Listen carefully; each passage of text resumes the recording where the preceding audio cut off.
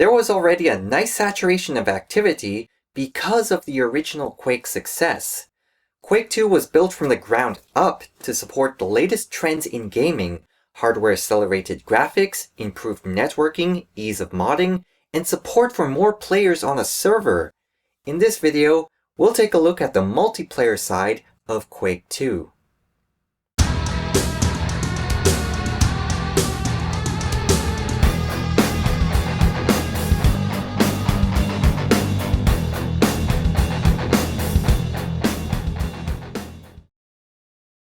Modders of the original Quake had a head start when it came to content creation. The tools already existed, and the modders were proficient in their usage. The only thing the tools needed was a simple update to deploy for Quake II. In fact, many of the game ideas were already playtested in the original Quake. All a mod needed was new sounds and skins, and you have something ready to play. Multiplayer came back fully stocked with the features we all loved and more. 64-player dedicated servers, easier mod creation, and an already well-established community. The basic multiplayer options allow you to change your handedness, your skin, and even your gender. Like with the original Quake, you connected to servers using Quake Spy. Let's start with the basic deathmatch. You have 8 pure deathmatch maps, plus all the single-player maps with various walls removed and teleporters sprinkled around to make them more like an arena. So you have over 40 maps ready to go for deathmatch on the disc. As for the weapons, the rocket launcher seems to be much weaker than its counterpart from the original Quake. The rockets move much slower, so doing the damage becomes obscenely difficult beyond a short range. I feel they may have gone overboard with the rocket launcher nerf. Instead of this, I would rather use the hit scan weapons like the chain gun. A barrage of bullets is practically a guaranteed kill. Even though the chain gun quickly goes through your ammo, the abundance of bullets in deathmatch makes this a non-issue. All that matters is the frag count. The BFG 10K is usually placed in a hard-to-reach location, but once you get your hands on it, everyone else just dies.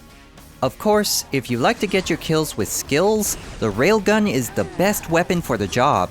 It's an instant hit weapon that deals heavy damage and goes through the target. It's extremely effective in a tight corridor where everyone just lines up. One weakness to note is that the trail of particles left behind will give away your position. It's still very effective in a one-on-one situation, though the element of surprise will make it much more powerful. Deathmatch was really fun back in the day, and it was just as accessible as the original Quake. Quake II improved on the technology from the original Quake in every aspect. There is no Quake II world or GL Quake II. Everything is built into the engine, and even had Threewave capture the flag included in the latest patch. All the goodness of CTF from the original Quake was brought into Quake II, and it includes 5 CTF maps. The grappling hook makes its return, along with the runes of power, which are now tech power-ups. Different looks, same stuff. But when you combine this with the arsenal of Quake II, you start to run into some concerns with balance. For example, you can easily clear out a flag room with the BFG 10K, even easier when you have the power amplifier. CTF is really fun to play. There's only a handful of official CTF maps, but other maps could be made with the tools available. There were many map editors for both the original Quake and Quake II, but the one I have the most experience with is the one called WorldCraft. The basics of creating a map is the placement of brushes and entities.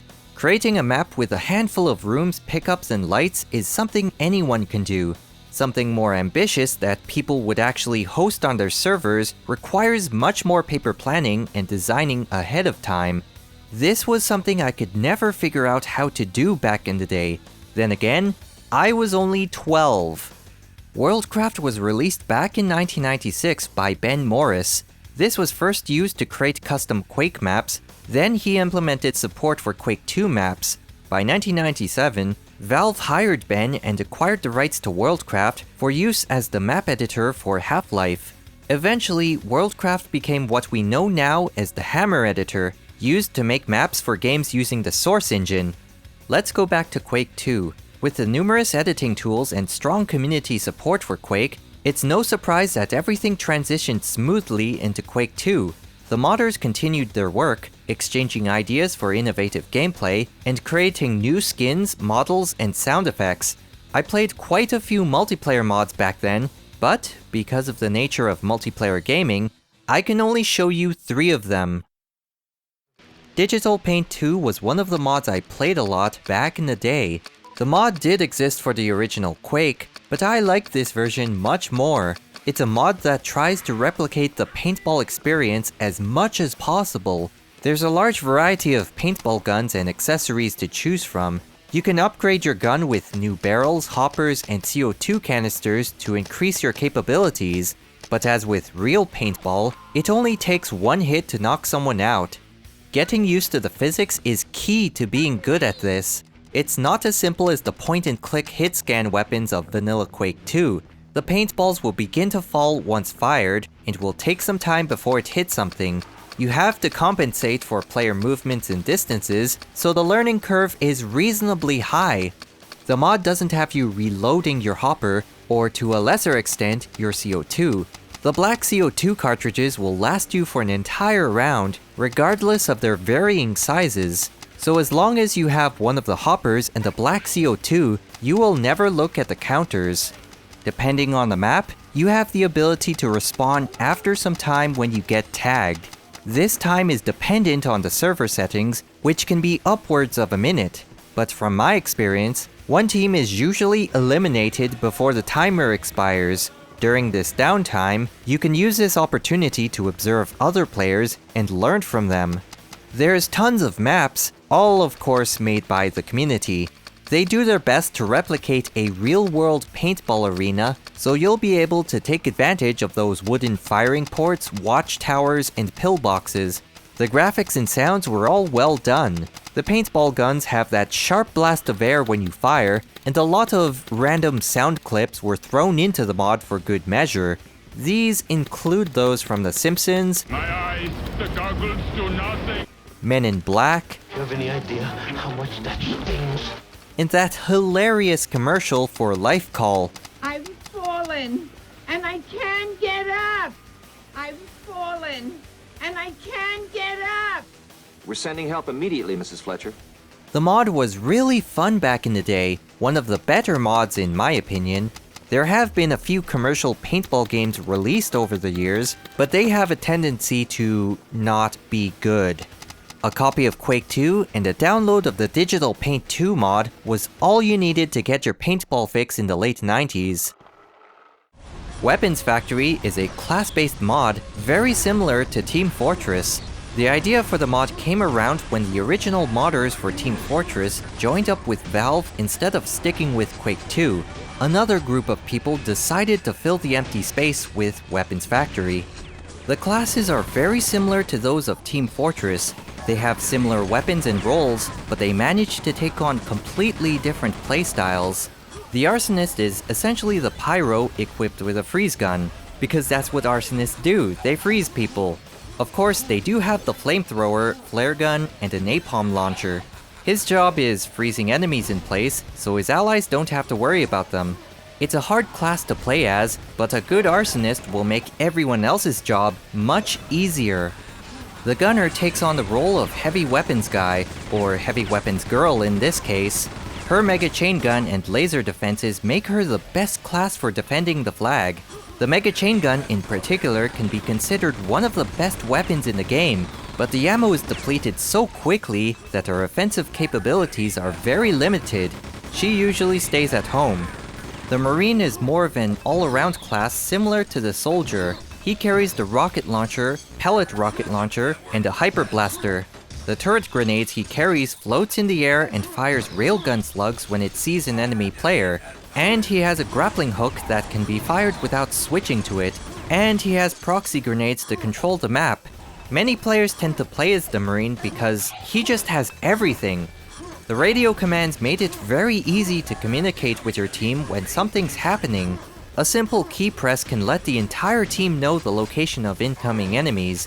It's not just a text message, but an actual voiceover unique to each class. So if someone is coming down the ramp, everyone will know immediately. The levels are similar to those you would find in Team Fortress, even going as far as recreating 2 forts for use in Weapons Factory. You have the spawn rooms with all the ammo, and teleporters that can take you anywhere in your base. Weapons Factory really was a good alternative to Team Fortress. It's no better or worse, it's just different. This was really fun back in the day, and it's a shame that you can no longer play this mod anymore. Action Quake II caught my attention the first time I saw it. The biggest draw was its realistic gameplay, not the kind of realism you see these days, but the realism of an action movie. If you get shot, you start to bleed and lose health over time. Then you have to take cover and bandage yourself. It's not like modern games where you hide behind a wall and regain your health. Once you finish bandaging yourself, you just stop bleeding. There is nothing in this mod that recovers your health. This was one of the first few mods to feature location-based damage and an accuracy system. A shot to the arm or legs will deal less damage than a shot to the head, but they will affect the movement and accuracy of the target. The accuracy of your shots depend on whether you're moving or standing still, and if you're standing or crouching. You also have the ability to jump kick another player. You can just imagine all the crazy things you can do with this, especially at the top of a skyscraper. You take so much more damage from even the slightest drop distances. A 5 damage drop in Vanilla Quake 2 is a 50 damage drop that cripples your movement in this mod. With the exception of a pistol and a knife, there is only one of each type of weapon on the map.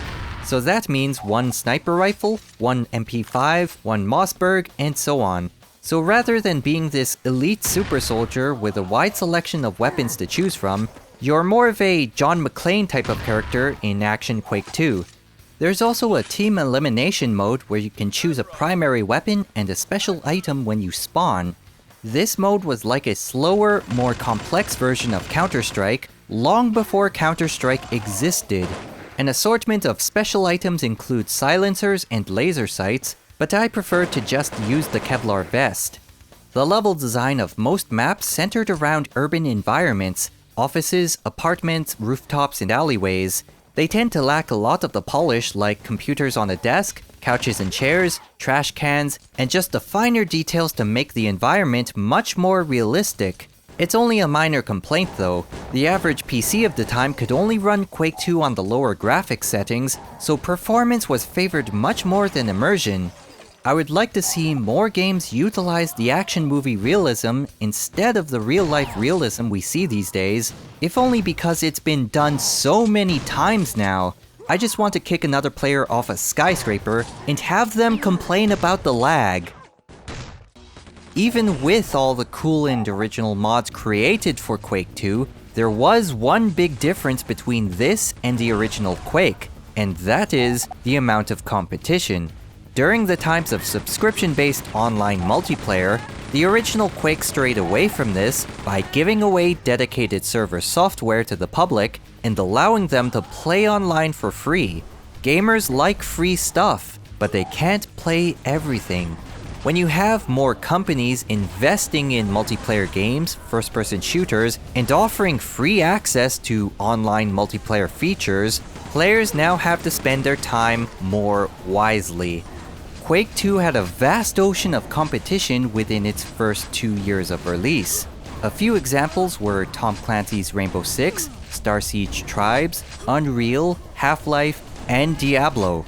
And despite being offline, even the Nintendo 64 pulled some PC gamers away with the release of GoldenEye.